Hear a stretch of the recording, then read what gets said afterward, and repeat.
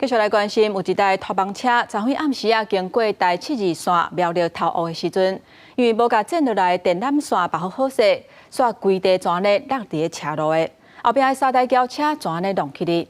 其中有一台车并车，车顶一口罩5个人就伤送病院。也拿台湾交通安全协会认为讲，这落来的物件拢是民间事业单位的物件，应该要甲这间公司加强裁罚。救护车赶紧将1口血5个人送去急救，上细汉囡仔只有6个月大，好佳在拢只有切着伤。我们哪里痛痛？就这里而已吗？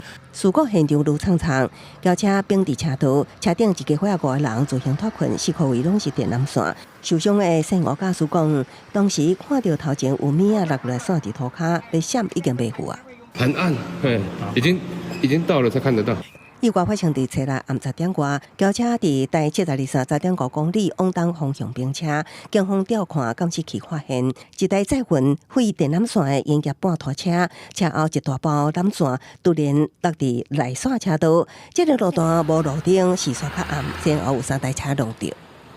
依调查情形，举发交通违规或依公共危险移送侦办。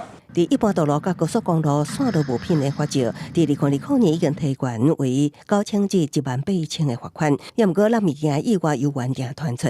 根据高公局统计，去年各道线路无道大约有4.5万件。立法院发这局捌建议，除了罚金，也爱处以徒刑。也毋过，台湾交通安全协会认为有讨论的空间。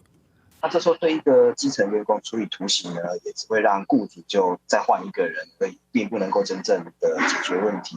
对事业进行较高的裁罚，那让他对他的商业模式造成影响的时候，这样子才可能去促使业主去改善整个工作体制。台湾交通安全协会认为，落来物件多数来自事业单位载运的废物。那处罚驾驶真歹有改善的效果，应该对事业体也是这个单位加强裁罚，改善运输模式。对用路人甲意愿投入心力的其他业者，则有相对保障。记者综合报道。